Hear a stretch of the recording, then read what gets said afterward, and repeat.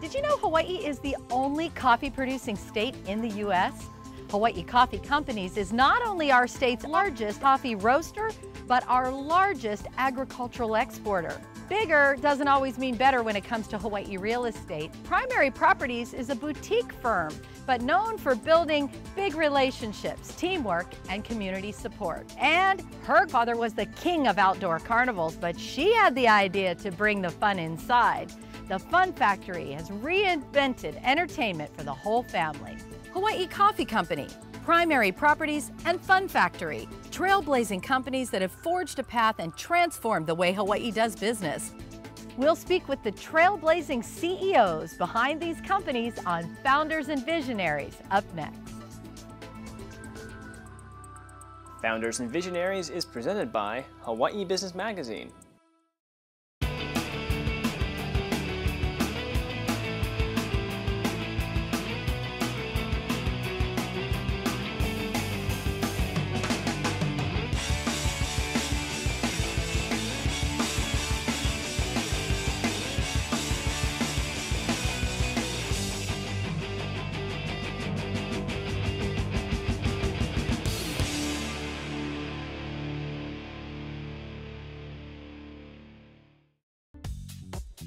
You're watching Founders and Visionaries. I know. Oh, it's neck and neck. You won. Oh, I'm sorry. Where's my prize? Where's my prize? Oh, that's so fun. Isn't that fun? And that's one of those games I still play every time I come, no matter how old I get. So Linda, take us back. How did the whole idea of an indoor amusement center get started? Well, you know, a lot of times things happen out of necessity, Kim. Most people think, oh, you just did this brilliant thing. The truth is, we were being rained out at the Punahou Carnival. Well, so Connie said to me, oh my God, what are we going to do? And we looked at each other and said, the answer is we need an indoor carnival. And that's how Fun Factory was born. 1977, we opened Pearl Ridge. Wow. And how many locations do you have now? Oh, there is about 23 now. All across the state? They're here and they're in California, Louisiana, Georgia. Well, share with us a little bit of the E.K. Fernandez family history. We have to start back there at 1903. E.K. was in the circus business. It was all about lions and tigers and bears and all of the performers and putting them on a ship and taking them to China and to the Philippines. Wow. And then how did we get to where we are today? Well, you know, things change and the business transcended into more and more equipment type fun. So the circus remained a part of it, but it became the lesser part of it. Between roller coasters and all the rides and what have you, that really took over the spotlight. Now, you're the CEO of the Fun Factory. Yes. Section, division. Yes. How did you get involved in the family business? One day, the gal that rides the elephant and the horse, you know, in the circus, she leads it in. Yeah. Well, she got sick. Oh, no. So guess who's her size? So voila, on the horse we go. In the rhinestone outfit yes, and everything? and all the feathers. What a great experience. Yes. And tell me about the challenges that you face as a female leader in the business world. Well, you know, I never quite thought of it like that because growing up in this business, there are no women, basically. But that didn't really matter because you just did what you have to do. I was a forklift driver, drive, you know, big trucks with big boxes on the back. I just didn't worry about it. There's no job a woman can't do. Exactly, exactly. So what experience do you hope people have when they come to one of your Fun Factories? Well, you know, we take it very seriously because it's our responsibility. And fun is what we deliver. That is our motto underneath our entire structure. Is we deliver fun. And if we're not doing that, then we're not serving our purpose. And more geared toward kids or adults? Well, you know, we wonder about this, but what we say to ourselves is everybody in the family unit, something is there for everyone. Yeah. So that is the nature of the family entertainment business. Okay. We often say, did that child just bring the adult, or did the adult bring the child? Now, talk about the sort of expenses and costs of operating a business like this these days. These games are not cheap, right? No, Kim, you're right. You're absolutely right. Some games are $20,000, then some games are $5,000. Yeah. but they're expensive. Yeah. So it's no longer a low-cost business. Now, what have been some of your secrets to success in this changing economy? So you really have to have your basics together always, but you focus, focus, focus. Well, we say the harder we work, the luckier we get. Oh, that's a good motto. The real deal for us is we have nice, pretty stores, and the customer service is good, and the games are working, and the prizes are extensive, Yeah. and they're the ones you want. Like you might notice today, if you walk over to that game over there, it's all filled with Angry Birds. Oh. Now, Angry Birds is, you know, Yeah, the latest, it's the big right? thing, right? So we have to be very conscious of that. It can't be that Fun Factory doesn't have Angry Birds. Yeah, yeah. Where would you like to see Fun Factory go from here? Well, we are expanding on the mainland, and we'll be opening a few more stores in Hawaii as well. Our second Kauai store opens probably September. Right. And there's some others that are still under wraps, but we expect to open about 4 more stores this year. Still expanding. Yes, Yeah. yes. So, I like the concept of anything that brings the family together to have fun, too. You know, there's just sometimes not as many opportunities for that these days. no, it's difficult because you can go to the movies, and that's great. And you can go to the carnival together, everybody, and you can come to a Fun Factory. And there's some other things, but there's not so many. Yeah, yeah. And I would say in tough times, people probably look for ways to have a little more stress relaxation. You know, no matter how bad things get, people need to get together. Yeah. It's a community. Yeah. So they come to the carnival. It's a place where everybody gathers. Yeah. That's the important part.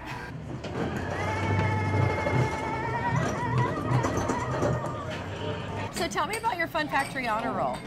Oh, I tell you, Kim, this is the most exciting part because we really feel like we've done something for the community. The Fun Factory honor roll is different. It's all about academics, nothing else but academics, and you must have A's and B's. So kids come in with their honor roll report card, and if you have all A's, then you get 12 tokens. And if you Wow. have all B's or A's and B's, then you get half that amount.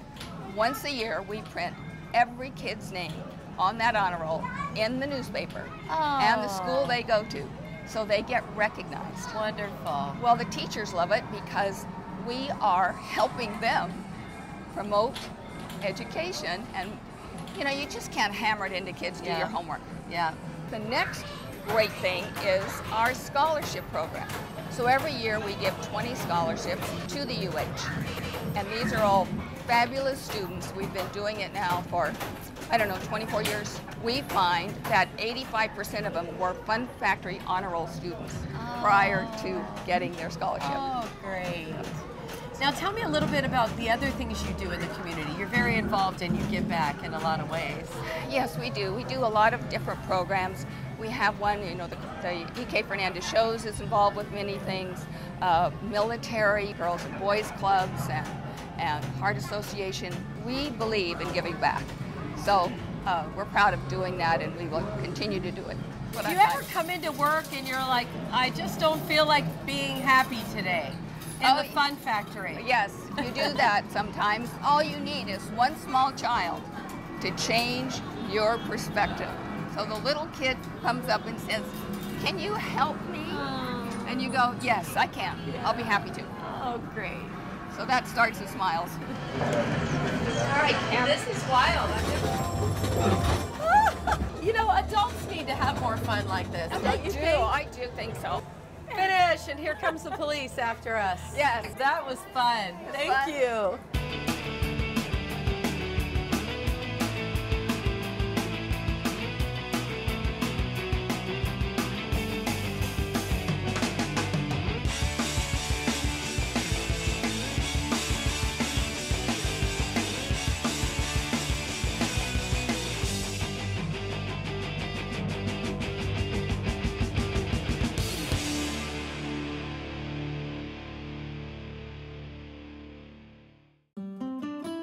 You're watching Founders and Visionaries.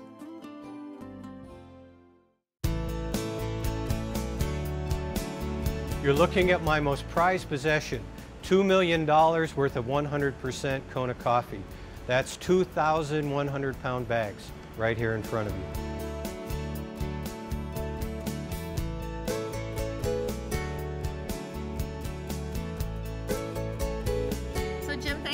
us here today. We're really excited to learn lots about the history and everything about Royal Kona Coffee. How did it all get started? We were actually a division of Sara Lee Coffee from the mainland. In about 1990, C. Brewer bought Superior Coffee from Sara Lee, and we made our primary brand then be Royal Kona. And we actually had a period of 4 or 5 years where we bought the entire Kona crop as Superior Coffee and then marketed it all over the world. We were sold by C. Brewer, and at the same time we were sold, we also acquired Lion Coffee. So when you acquired Lion Coffee, that was actually a pretty good connection with what you already had going with Royal Kona. Well, exactly. And that was really the beauty of that whole acquisition. Royal Kona was the largest food service provider in the state. Lion was the largest provider to retail stores. So when we put those two together, we became the biggest in both channels, and that really gave us a lot of efficiencies and abilities to really compete in the marketplace because our volume was big and we had a lot of economies of scale. And you don't just roast and pack coffee. You're at the top of your game in a lot of areas. How much coffee do you manufacture here? We roast about 4 million pounds of coffee a year. And we're also the largest buyer and roaster and packer of Kona coffee in the world. We buy up to 25% of the entire Kona crop. We have our own processing mill over in Kona. So we buy it from the farmers, we turn it into green coffee, we bring it over here, and then we roast it.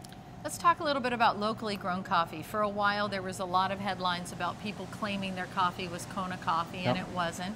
So my question is twofold. Is Kona coffee still prized around the world? And then how do you maintain the accuracy and validity of that as you go forward? Well, that's tricky. Yeah. This legislative session, we had a new bill, House Bill 1552, that our company helped introduce, which basically tightened the labeling and truth in labeling requirements even more. You know, Kona coffee is known, along with Jamaican Blue Mountain coffee, those two, is probably the two best and most expensive coffees in the world. Over time, Kona has really held up from a standpoint of building its macro brand as well as building its price in the consumer marketplace. Buying coffee, the process and how it is out there in the marketplace is not that far off from the struggles we go through with barrels of oil. Well, exactly. You know, we're looking today at a price for green coffee that's really double, you know, what it was last year. When you really look at the fundamentals of why is that happening, the fundamentals don't support it.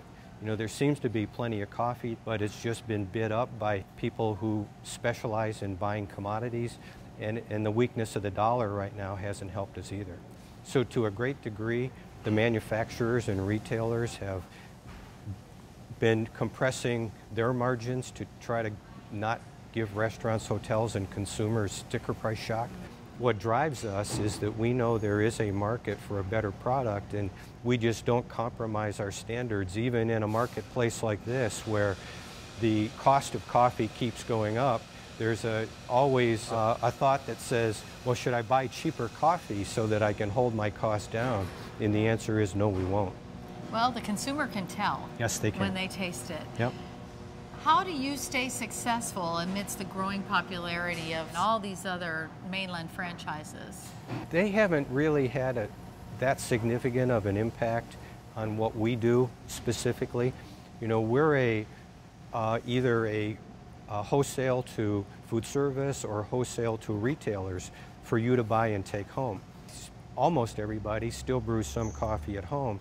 So really, a company like Starbucks hasn't really competed with us so much as they have done us a favor by educating the consumer as to what a good cup of coffee should taste like. So more people buy better coffee than they did before to take home, even though they're buying cups of coffee out when they're at work.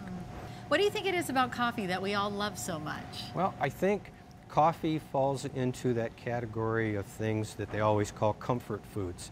It's sort of a macro experience that coffee's a part of, just sitting down, putting your feet up, and enjoying yourself. Why do you enjoy doing this? Well, you know, it's other than the great smell that you're surrounded by all day long. It's one of those businesses that's a really great business, and it's a lot of fun. You know, it's like any business. It's tough and it's competitive. But at the end of the day, it's really kind of satisfying to produce a product that's typically better than what other people produce, to raise the benchmark on what quality is, and see people really enjoy it.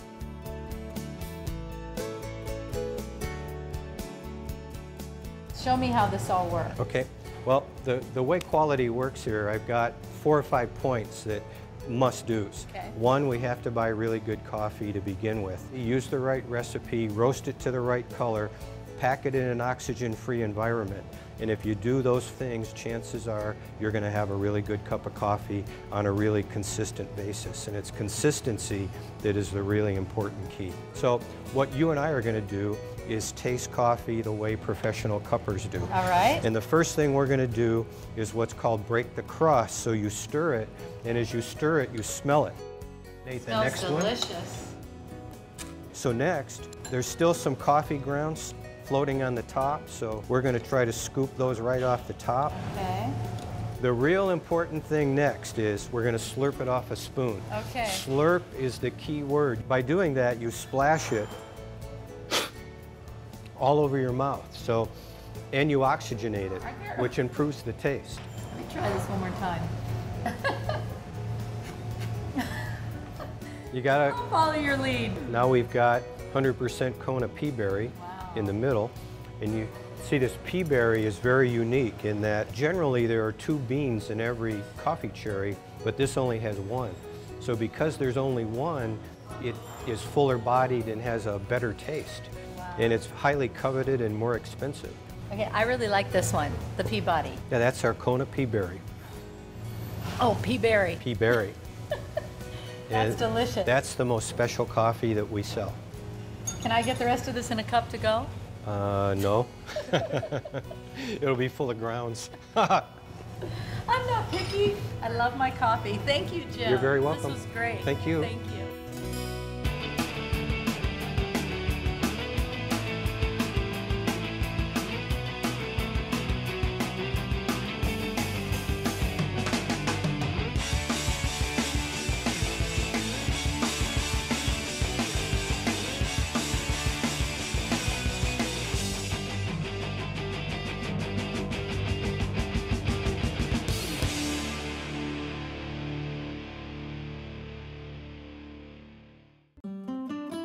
You're watching Founders and Visionaries. So this is a pretty phenomenal house. This house is awesome. It's 11,300 square feet under the roof. It's got a huge theater, 1,500 square foot master bedroom. It's just unbelievable. Get a load of this. A lot of yin and yang up here. Yeah. Now, how long have you actually been in real estate now? 25 years. Wow. Does it feel like it's been a long time? It doesn't really.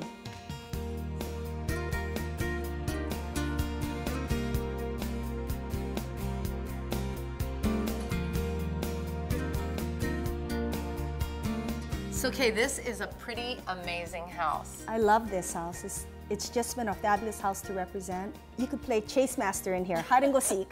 Yeah. But this isn't the only type of property that you represent through Primary Properties. We do a lot of projects.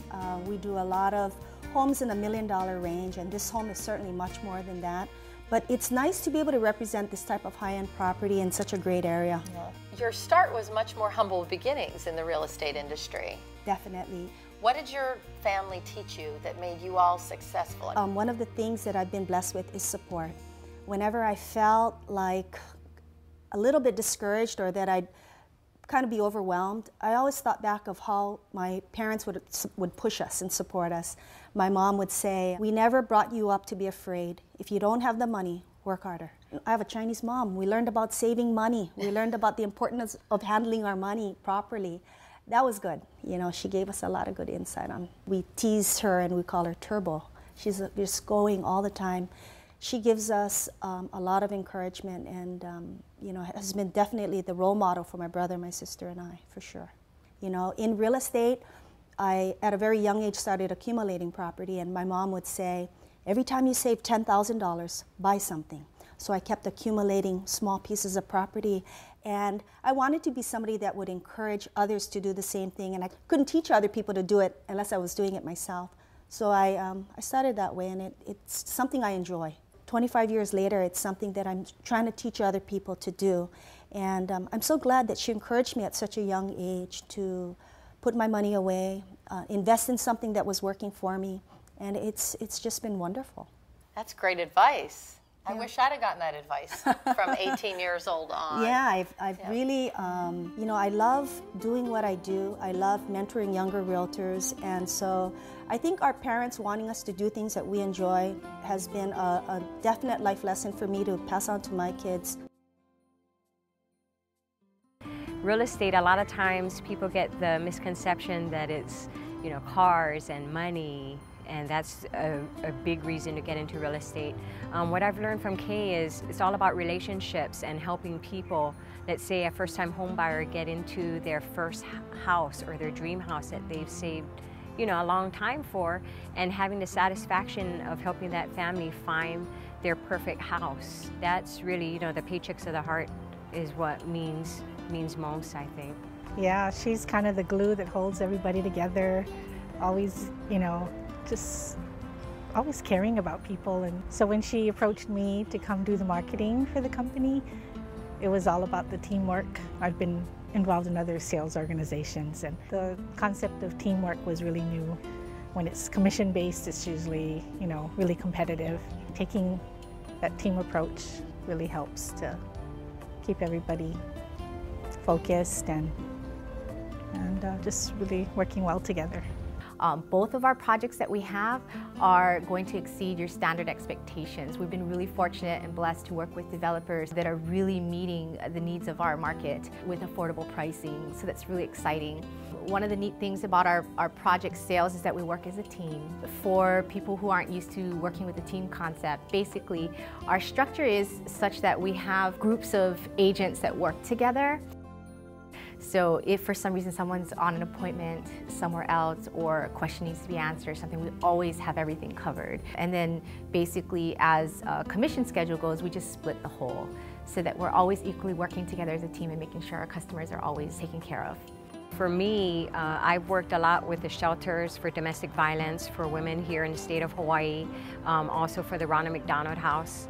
And to find out that she shares the same passion as I do about helping people in the community overall, it's just exciting. I mean, to have someone that you're working with that makes you a part of her family, and so you have that, you know, that family feeling at work where we can exercise together and eat together and do volunteer work together. It's something that, you know, is very special to have that now in the workplace. What do you think makes you different? I've worked with people that respect each other and us, and I think we hire people that are wanting to, I think, share our philosophy. Because we grew up in a certain environment, I want to be able to bring those same values to the company, and one of them is looking at community and giving back and being able to appreciate why we have what we have. So I think it's important to remember why we're able to do what we do, because there's so many other people out there that may not have. And, you know, it just genuinely has really fulfilled us sincerely. Yeah. You always get more back than you put into it. And we enjoy giving back. We believe in balance. We also believe in family first. That's really important to us. Are your children driven to be entrepreneurs as well? I hope so. I really do, yeah. I think, and knowing some of the members of your family already, part of your success in a big way has been really embracing local values too, local style. Your brother Tommy is all about aloha spirit, and you too. So what are your thoughts on that?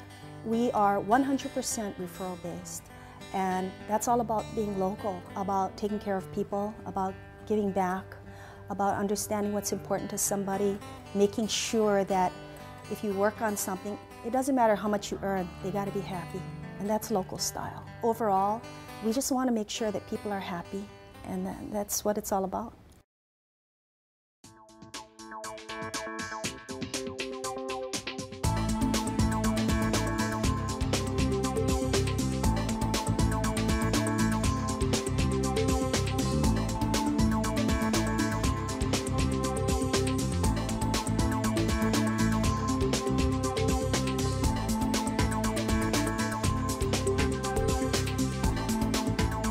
On this week's special episode of Founders and Visionaries, you'll meet community leaders who've championed a movement of giving with aloha.